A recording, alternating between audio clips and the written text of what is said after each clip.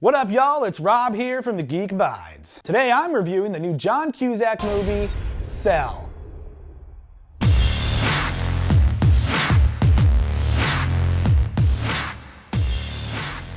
I guess I should say loosely based on the Stephen King book Cell.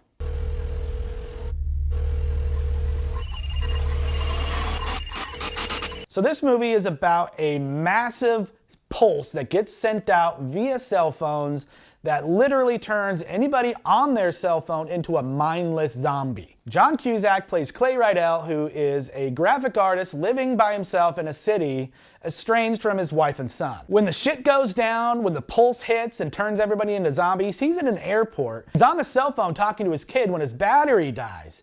So he doesn't get the pulse. He doesn't turn into a zombie. He just watches all the other people go fucking crazy, start bashing their heads in the walls.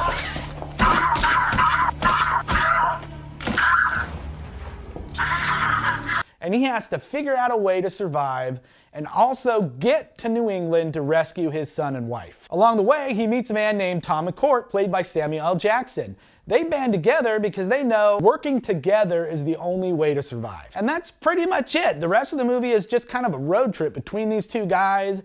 They collect a bunch of people along the way, and a bunch of shit happens, and then the movie ends. That's basically it. Okay, let's talk about the cast. John Cusack, he does his best with what the script provides. The script is just bullshit. Like, it's terribly written. These characters don't talk like real humans talk. They just move from one place to another because the script tells them that's where they should go. Samuel L. Jackson, who's usually way over the top, chewing up scenery like it's bubble gum, really is restrained here. He plays a real kind of quiet guy who's a Vietnam veteran. He knows his way around a gun, but he doesn't really have any notable lines or any notable scenes that stand out to me.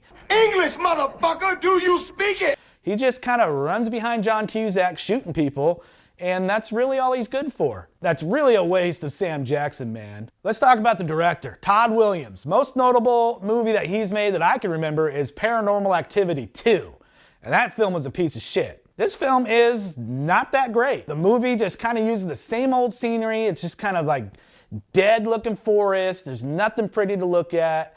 The direction is piss poor. Just not a very good effort. You could tell that there was no budget on this movie, and it really shows. Okay, what did I like? Well, I liked the setup. I thought that the pulse was well shot. When everybody's on their cell phones at this airport and shit hits the fan, it got real crazy, real fast. I was on the edge of my seat for John Cusack, who's basically just kind of watching all these people go fucking crazy. This is literally a different take on a zombie movie, so it's kind of refreshing. The zombies aren't all dead and slow moving. Like, these zombies are fast as fuck, and they're really dangerous. The zombies actually work together and they move like a flock of birds. And later you find out they actually share a hive mind, which is kind of interesting. What I disliked. I said it before and I'll say it again, the writing was fucking terrible. Stacy Keach is in this movie for like 30 seconds. He shows up as a headmaster of a boys' school and then literally just fucking dies. The main villain of the movie is a character in a red hoodie who goes by the name of the president of the internet. It's so fucking stupid, it makes no sense at all. In the book, he was known as the Raggedy Man, who's basically just seen in a bunch of shared dreams. This character makes no sense at all. He's not explained. He's not terrifying at all. He just kind of shows up and then disappears. It's so stupid, man. And don't get me fucking started on the ending. The ending makes no fucking sense at all. You waste an hour and 46 minutes getting up to the ending, and then it just completely shits the bed. All right, so my final thoughts. I'm a huge fan of the book. I love Stephen King. Apparently, Stephen King and John Cusack got shut out of the editing and script writing of this movie. And you can really tell, like, this movie sat on a shelf for a while and it probably should have stayed there. I'm gonna give this movie 3 out of 10. Don't waste your time with this. If you're a Stephen King fan, you might want to check it out, but you don't have to see it in the theater when it comes out July 8th. If you want to see it, I saw it on Amazon Prime for 10 bucks. I want my money back. It was that fucking bad. And hey man, if you don't agree with my review of this movie, that's just like my opinion, man. So that's all for now. Don't forget to check back next week where we'll be reviewing more movies. Please like, share, and subscribe to our channel. You can visit our website at thegeekabides.com. Don't forget, whatever you're into, man, the Geek Abides.